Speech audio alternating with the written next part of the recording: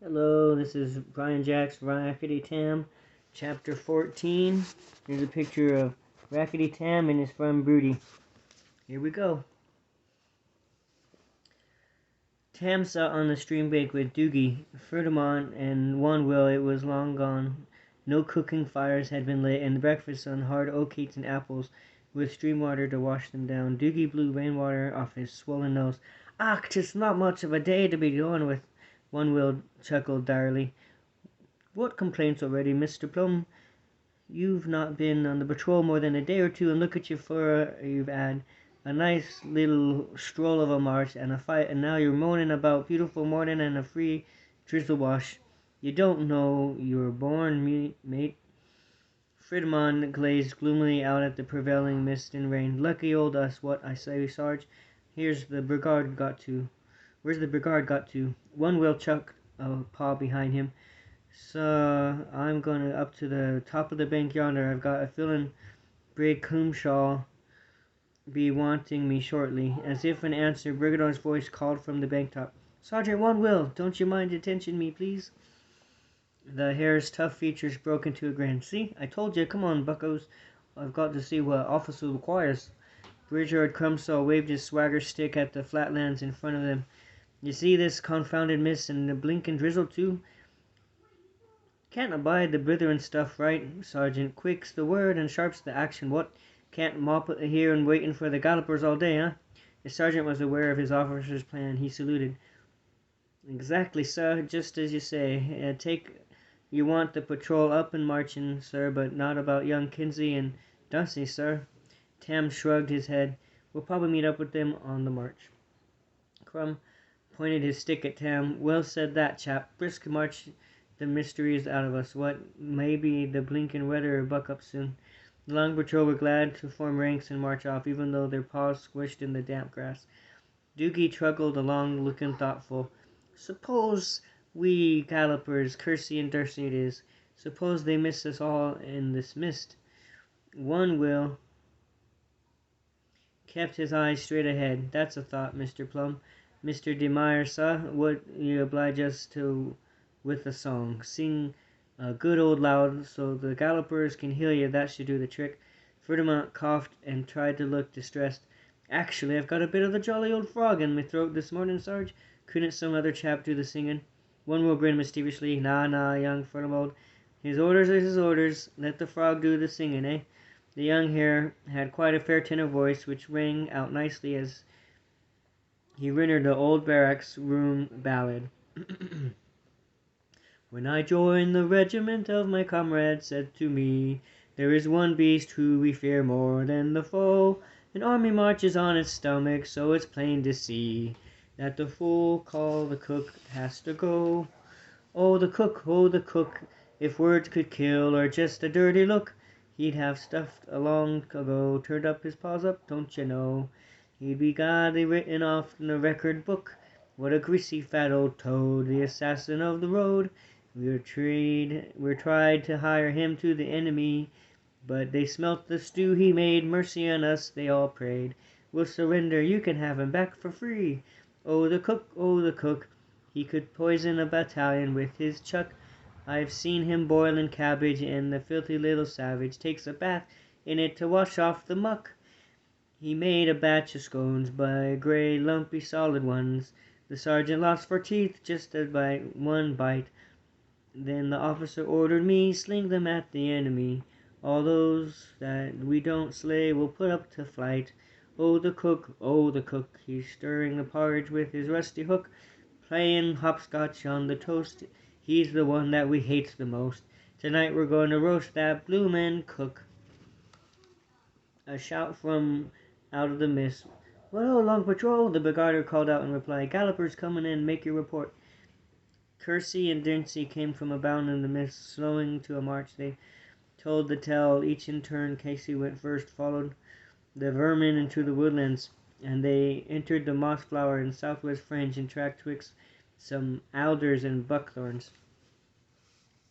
Dunsey followed his sister with hardly a break. "We got jolly close to the blighters, sir. Some nasty looking bits on work among the bloomin' bunch. Guess what? We saw a glulu beast too. My word, what a blinkin' horror. Hate to bump into him on a dark night, what? Fixing his monocle rigidly upon the pair, the brigadier fumed. Confounded perilous young buffoons! My orders were that ye to keep safe distance from those murdering cannibals. They ain't green behind the ears, you know. You could have both been captured and eaten alive. Kersey pouted airily. Catch two cannibals like us, sir? Fat flippin' chance. All those claws and catchin' be mouthful of odd dust. Belchagor Crimstar looked as if he were about to explode. His mustache bristled as they thundered the gallopers. Silence! Insubordination on the bally ranks! What? Sergeant, place these insolent young blackguards in firewood and gathering and pot-washing duties as of now. Duncy gave a snort of disbelief. But, sir, that's not fair. Crimshaw bellowed in an unfortunate pair. Enough, I say.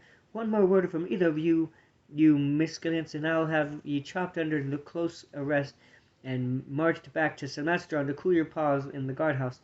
I'm relieving you two of scouting and galloping duties until you learn to follow orders correctly, what? Sergeant Winwell kept his eyes front as he spoke to the downcast winds. No arguments. You heard the officer. Young uns, if you go now, report to Corporal. Once it'll show you your chores. Kersey and Darcy saluted before marching off stiffly, tears of hot indignation burning bright in their eyes. The brigadier watched their retreating figures with a fatherly eye. Ah, young pair of buckos, what? One day they'll make splendid officers and perilous warriors. Mark me words, but they've got learned some jolly hard lessons if we're to keep 'em from being slain, right, Sergeant? Winwell's tough face mellowed. Right you are, sir, though you can't help 'em feeling sorry for the young rips, but who's going to take their place as gallopers, sir?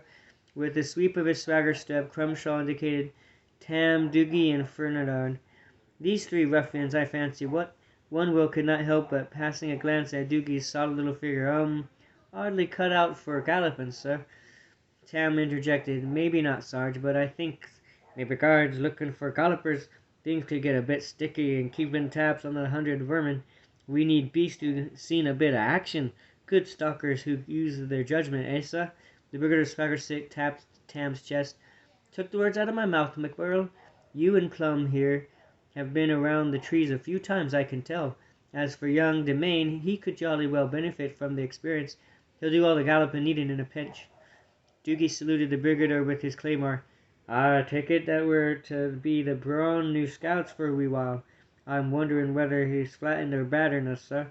Cramshaw smiled briefly. Draw ration packs from the corporal whoopscup, and go to it, you chaps. Report back this evening, and we'll meet up by those alders and buckaroos young Kersey mentioned. That'll be all for now. Dismissed. Three set off, footfalls pounded in the mist-shrouded flatlands, headed northeast for woodlands. Ferdinand was way out in front, and Tam a close second to Doogie, kind of straggled in the rear. After a while, the little Highlander slowed to a jog, clutching a paw to his side. He called out to the hare, "Will you not slack off a wee bit, you lang-legged harpin? I was built for dashing, not like a scalded frog." Ferdinand decreased his pace, grinning at Tam. "I say, I can't see little barrel bottom in this blinking mist. Where did you suppose he's off got to, what?" Tam caught up with Ferdinand and took of his paw. "Not so fast, mate. The woods won't run away. They'll still be there when we arrive." Doogie came out of the mist, panting like bellows. "Ooch, you there." I'm doing a recording for my kids.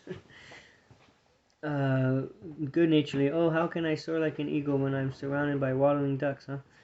Weakling shyly at Tam, Doogie stuck out his footpaw and tripped the young hare. Obligingly, he helped Ferdinand up and go easily if I were ye. More haste, less speed, and Granny used to say. The hare brushed dew from his tunic. "Wise creature, your old granny." "Point taken, old lad." Doogie did an elaborate bow. "Thank you, old boy, old chap. What?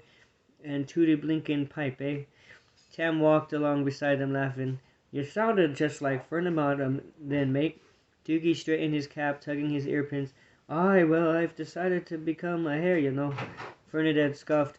"You a belly hare? Right then, I'll take a Highland squirrel. How do you suit you?" Tam shook his head. "Go on now, let's hear then." Ferdinand adopted Doogie's trenchant swagger comically. "Ooch and new, I like the wee stroll in the woods on the mist day, 'cause he cannot dash about like a wee hare." He looked at them, trying to keep their faces straight. "Come, ye chaps, How did I do? The truth now. Tam burst into glats of laughter as Doogie complained indignantly. "Ach, if I sounded like that, I'd be soon swan into the sea and drowned myself long since." Ferdinand replied huffily. "Really, is that a fact? Well, if I sounded like you did trying to imitate me, I'd have begged that gulo chop and scoffed me pretty sharpish." They continued wagging and making good-humored fun at one another until, as they marched, the mist began lifted up in the early noon. Tam spotted a tree line ahead. "Keep it down now, mates. We don't need to advertise our presence to any fool beast who might be around. We'll split it up in the circle in front in 3 ways. Doogie take the left, I'll take the right. Ferdy, you go straight in, but keep your eyes peeled, mate. See you both by that big old tree yonder. Good luck." They reached the alder with no untoward happening. Tam picked up the Vernon trail. "They went this way. Can you track these marks, Ferdy?" The hare unsheathed the long viper. "Of course I can. They took pretty plain to me, Tam, but what do you want me to track? What?" Doogie could not help sounding slightly self-satisfied. "Because, me lanky friend, ye been taken to the trees. Us squirrels are fairly speedy beasts in the young foliage. Being a ground crawler, you can to stay down here. Attaboy." Tam sprang up into the branch thorns, up into the trees. "Don't worry, we'll keep a touch with you. The mist is gone now. We can see more from up here. Take care, Ferdy." Doogie chuckled mysteriously. "Aye, don't you go tripping and falling over now."